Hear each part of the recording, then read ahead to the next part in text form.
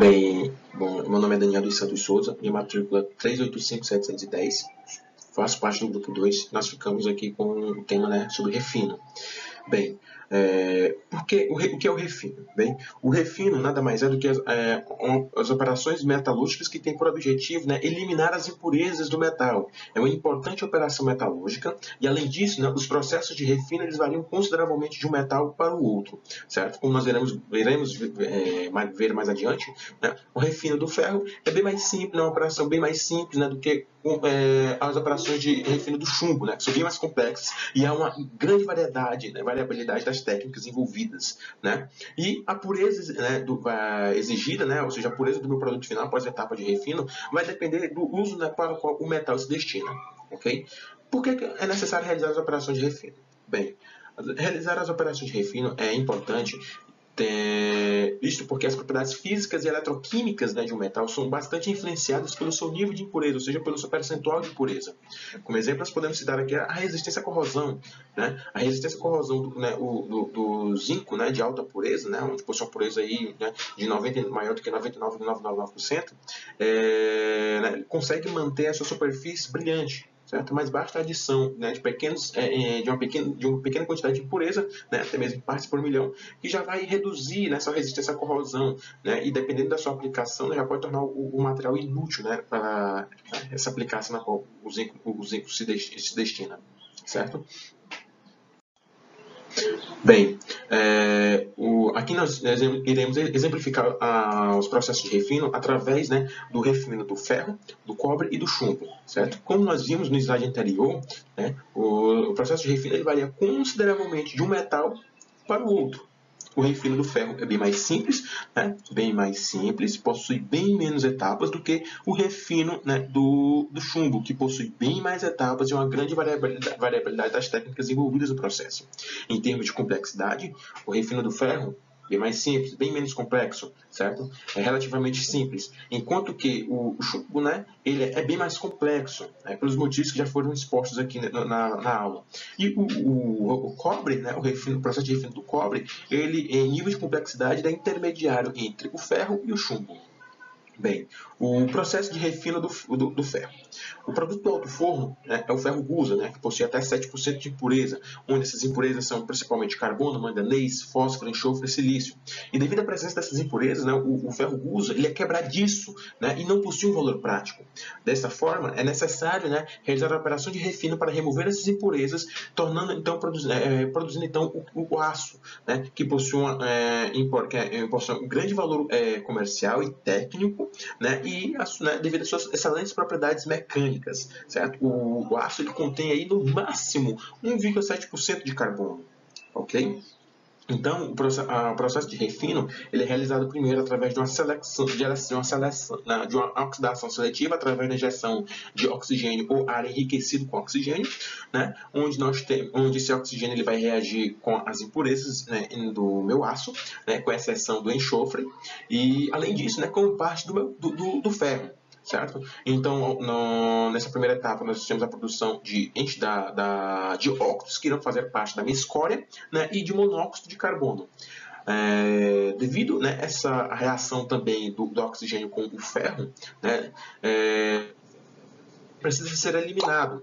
E esse excesso de oxigênio é eliminado através de uma etapa posterior de desoxidação, onde nós temos a produção também, né, de uma escória. E ao término do processo, nós temos aqui a produção do aço propriamente dito. Certo?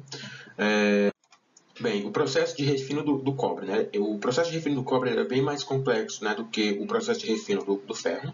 Entretanto, né, ele possui mais etapas, né, mas do ponto de vista químico, né, são bastante semelhantes, né, com o processo de refino do ferro. Bem, o processo de refino do cobre inicia-se, né, com a oxidação seletiva do cobre bruto através da injeção de um fluxo de ar, onde nós temos a produção da escória, né, e a SO2, certo? O excesso de oxigênio, né, resultante, né, da injeção do fluxo de ar, certo? Ele é removido então através de uma etapa de desoxidação, Só que esse cobre que foi obtido através do processo de desoxidação, certo? Ele ainda não está apropriado para o uso, né? Então ele passa por uma etapa de refino eletrolítico. Aí sim, né? Então nós temos o cobre que é então fundido, né? formatos adequados então, para ser comercializado. Bem, o processo de refino do chumbo. Então, entre todos, o processo de refino do chumbo, né, ele é bem mais complexo, né, devido às numerosas etapas, certo? O chumbo produzido no alto forno, né, ele contém até 4% de impurezas, né, entre eles o cobre, estânio, né, e a prata, né, o que muitas vezes, né, é o objetivo do processo de refino, né, que é retirar essa prata, né, contida do cobre, muitas vezes é bem mais valioso, né, possui um valor comercial maior do que o chumbo. Certo? Pois a chumbo bem mais do que a chumbo suficiente para tornar, né, a prata mais valiosa do que o próprio chumbo. Bem, o processo de refino do chumbo, né, ele se inicia, né, pyrometalúrgico de refino do chumbo, ele se inicia, né, dividido em duas etapas, certo? E se inicia com a etapa de amaciamento. Na etapa de amaciamento, nós temos aí a retirada, né, de elementos endurecedores do chumbo, certo? E seguido, então, de uma etapa de dessilverização, onde nós temos a precipitação da prata no chumbo mole pelo zinco, né? Todas essas etapas do processo, né, de refino do chumbo, eles serão melhor expostos mais adiante nessa videoaula, certo? Muitos exemplos, mas nós vamos classificar aqui em alguns que nós acreditamos são os principais, mais precisamente em 4 grandes grupos, podemos assim dizer. O primeiro, nós iniciamos com a oxidação seletiva, né, que é o método considerado mais importante do refino pirometalúrgico, onde as impurezas elas são oxidadas e separadas seletivamente, ou seja, você deixa para trás o metal fundido puro, né, consegue ter essa separação. Quem são os agentes oxidantes? Podem ser oxigênio, podem ser cloro ou pode ser o NaNO3 fundido. Essas impurezas elas podem ser removidas como um gás, por exemplo, ou então como CO na fabricação de aço ou como uma escória no refino de cobre e chumbo. Nós podemos dizer que esse método é aplicado para praticamente todos. Aqui nós temos um exemplo bem bacana de oxidação seletiva, né?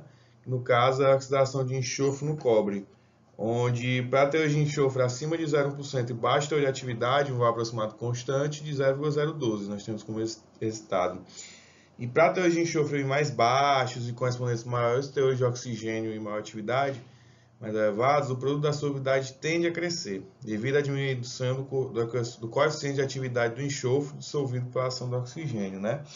Então, a gente sabe que nesse processo, né, de oxidação seletiva, ela se dá, por exemplo, a injeção de oxigênio, né, que a gente chama de seletivo, porque é um aproveitamento da diferença na tendência à oxidação que é natural. Então, a gente usa essa, não é como burlar, mas usa essa brecha, digamos assim, do processo para poder fazer uma oxidação e poder retirar as impurezas. Então, não menos importante, mas falando aqui sobre a precipitação do derretimento, né, onde geralmente as impurezas do metal fundido, como chumbo ou zinco, elas podem ser precipitadas por um desses dois métodos. Começando pela formação da escória, essa escória é um composto intermetálico.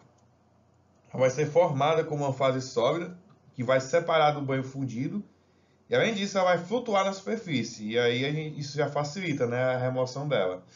Mas aí como é que a gente pode formar, né? Como é que a gente vai fazer a formação mesmo dessa escória?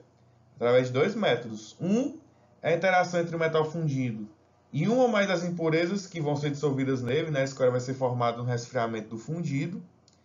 E outra é quando a gente faz a interação entre um metal estranho e adiciona intencionalmente esse metal no banho e faz com que a impureza se forme ali, certo?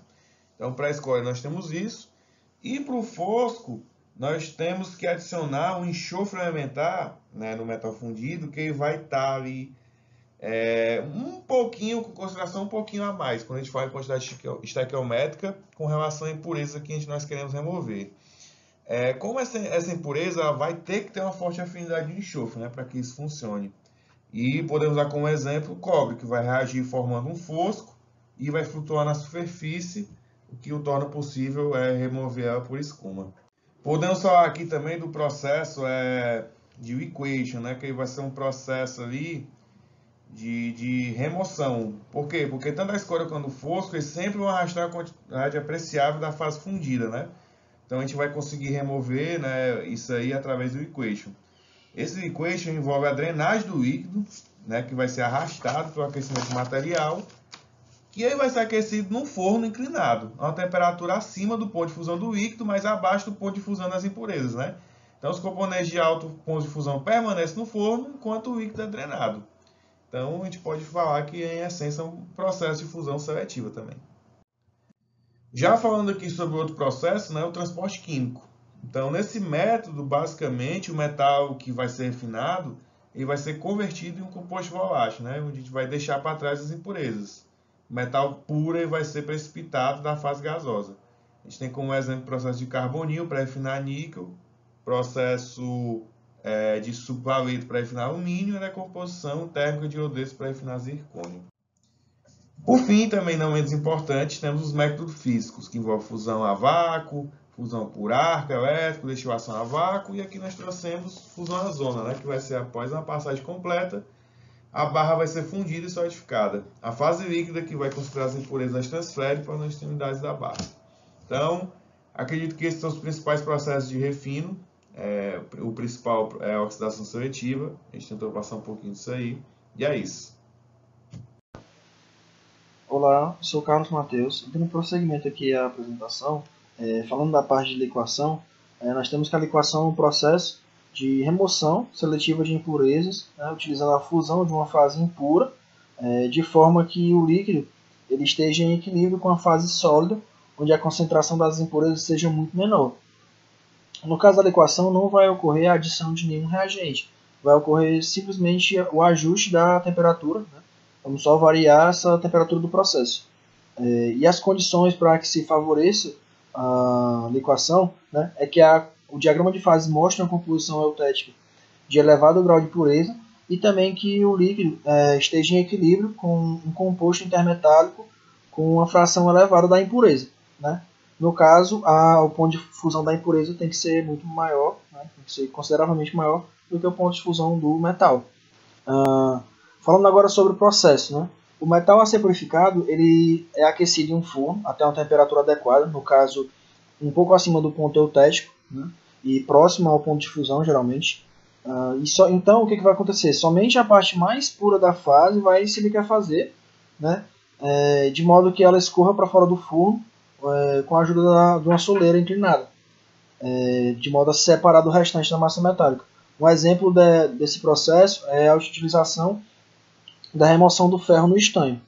Outra maneira é a qual o metal impuro no estado líquido pode ser resfriado até a temperatura ideal, de modo que as impurezas vão se solidificar após o que deve ser coletadas. Um exemplo dessa outra forma é a remoção do cobre no chumbo.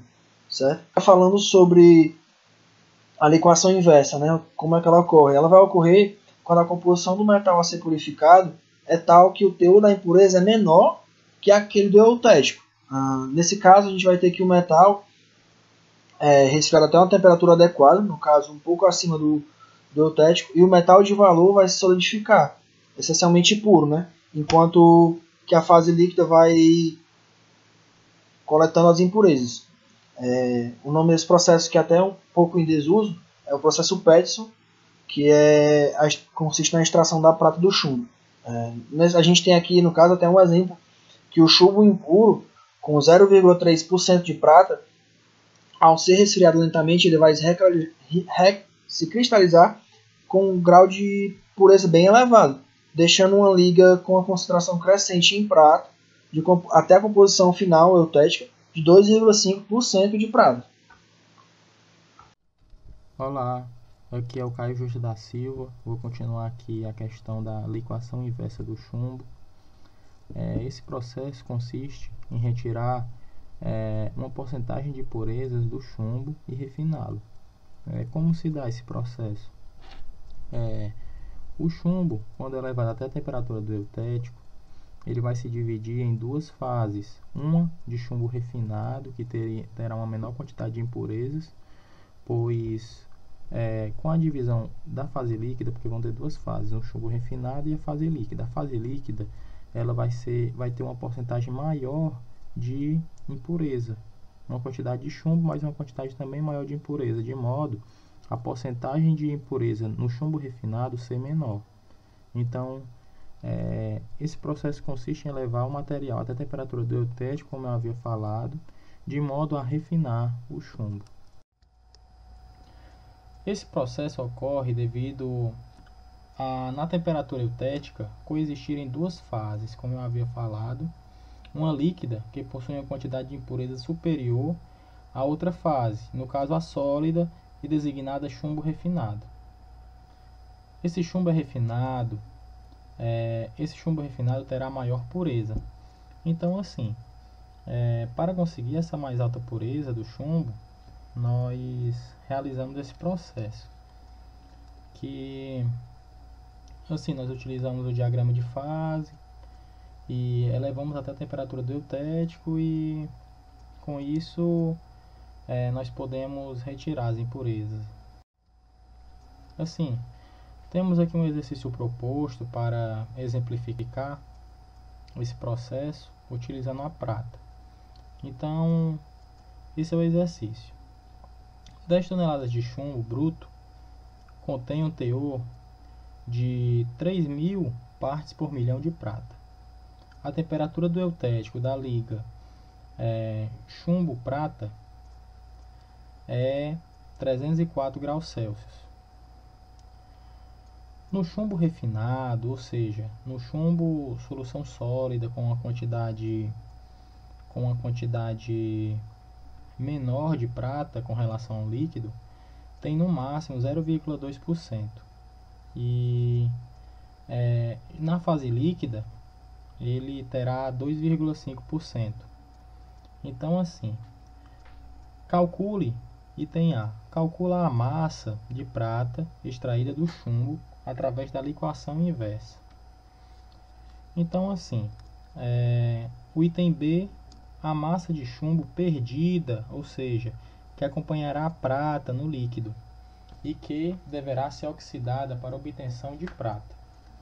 E no item C, ele deseja a massa de prata que acompanhará o chumbo sólido refinado, que será vendida pelo preço de chumbo.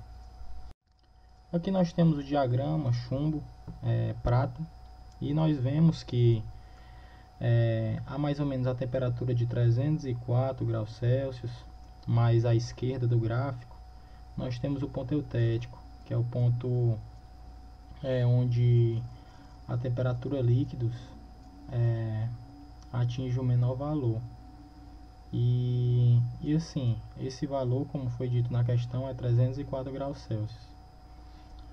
E vamos inicialmente, antes de começar as questões, convertendo as unidades. Então temos 10 toneladas equivalem a 10.000 quilogramas. 3 partes por milhão de 10.000 quilogramas, nós precisamos realizar a regra de 3. E a regra de 3 é a seguinte: 10.000 quilogramas de chumbo bruto, que é a massa total e é o chumbo bruto que nós estamos trabalhando, vai para X quilogramas de prata. E 1 milhão de quilogramas, que é como é partes por milhão, 1 milhão de quilogramas de chumbo bruto vai para 3.000 quilogramas de prata. Então, nós temos que em 10.000 nós temos 30 quilogramas de prata. E assim, a porcentagem de prata na liga será 0,3% de prata.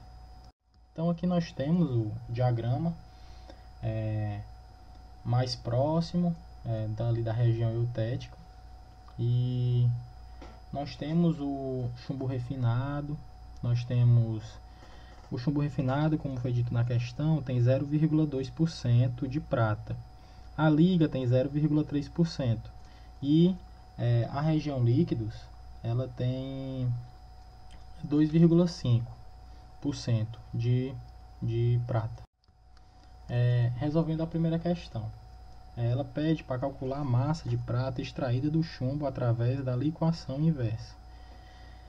Então, assim, o chumbo, nós faremos a regra da alavanca inversa, e nós temos que o chumbo refinado é igual a 2,5 menos 0,3 dividido por 2,5 sobre 0,2. Isso é a regra da alavanca inversa. Nós pegamos a região mais próxima da região líquidos e dividimos pelo total, como nós vimos no diagrama anterior. Então, assim, 95,65% será de chumbo refinado. Então, assim, como o total é de 100%, se nós tirarmos a parte do chumbo refinado, nós teremos a quantidade de líquido, que no caso seria 4,35% de líquido. Sabendo que a massa total é 10.000 kg, nós temos que o chumbo refinado seria 9.565 kg e a parte líquida seria 435 kg. Para descobrir a massa de prata extraída do chumbo refinado, temos que fazer uma regra de 3. É isso que a questão quer, e nós realizamos essa regra de 3. A massa do líquido total vai para X, sabendo que o líquido ele suporta 2,5 kg para 100. Então, nós temos que, utilizando 2,5, que é dado na questão, nós temos que 10,9 kg de prata é extraído da liquação inversa. Então, assim, a segunda questão deseja a massa de chumbo perdida, ou seja, que acompanhará a prata no líquido, que deverá ser oxidada para a obtenção da prata. A prata, por ser um metal de valor, o chumbo é oxidado para retirar ela em situações lucrativas, né? Então, assim, a massa de líquido total é 435 kg. E nós, como vimos na questão anterior, 10,9 disso é massa de prata. E a massa de chumbo será a diferença disso, que é 424,1 kg. O item C, ele deseja a massa de prata que acompanhará o chumbo sólido, refinado e que será vendida pelo preço de chumbo. Então, assim, para descobrir a massa de prata que será vendida como chumbo refinado, temos que fazer uma regra de 3. Essa é a massa do chumbo refinado, 9.565, vai para X kg de prata.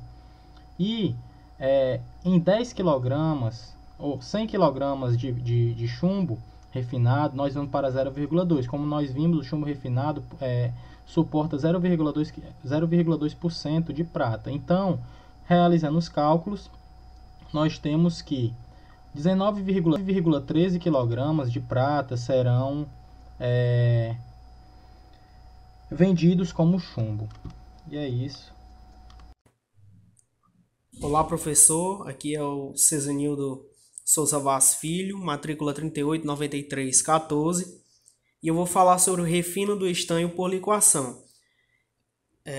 O refino do estanho ele é realizado pelo processo de liquação, cujo objetivo é a remoção seletiva de impurezas pela fusão desse estanho com o alto teor de impureza, de modo que, durante o processo, há o surgimento de uma fase líquida rica em estanho e uma fase sólida com altos teores de impurezas.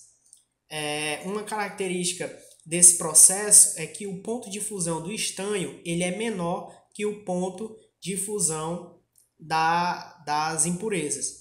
Esse processo ele é realizado exclusivamente pela variação e ajuste da temperatura do processo, ou seja, não ocorre a adição de um reagente para que esse processo ocorra. E nesse processo o metal a ser purificado ele é aquecido em um forno até uma temperatura adequada. Essa temperatura ela é acima da temperatura do ponto eutético e abaixo da temperatura de fusão. Nessa temperatura, somente a fase mais pura ela se liquefaz. E por meio ou com a ajuda de uma soleira inclinada, essa fase líquida ela é escorrida para fora do forno, ocorrendo assim a separação da fase líquida com alto teor de estanho da fase sólida que contém altos teores de impureza. Para exemplificar esse processo, foi proposto o seguinte exercício, cujo o enunciado diz o seguinte: uma tonelada de estanho bruto contendo 1% de ferro será submetida ao refino por liquação para a eliminação do ferro. A fase em equilíbrio é FeSN2. O teor de ferro no estanho refinado é 0,1%. Qual é a massa de estanho perdida, ou seja, que acompanhará a fase sólida? Considerar o diagrama ferro-estanho, mostrando a região de interesse para a resolução do problema dado abaixo. O diagrama dado é esse, e a parte no qual nós vamos analisar é essa, onde a questão diz que 1 tonelada ou 1.000 kg de estanho bruto contém 1% de ferro, ou seja, inicialmente esse estanho bruto ele contém 99% da sua composição é estanho, e como eu falei no início da apresentação, a temperatura ela é acima, a temperatura do processo ela é acima da temperatura do ponto eutético e um pouco abaixo da temperatura de fusão. Com isso nós temos o teor de estanho da fase líquida e o teor de estanho na fase sólida. Com esses dados em mãos e aplicando a regra da alavanca e observando aqui o teor ou a composição mássica de FeSN2, temos que ela corresponde a 5% da massa total. Então, de posse desses resultados, nós temos que 1.000 kg de estanho bruto corresponde a 100% da massa, e nós queremos saber o quanto equivale esses 5%. Então, realizando a regra de 3, temos que 5% corresponde a 50 kg da massa total, desses 1.000 kg do estanho bruto.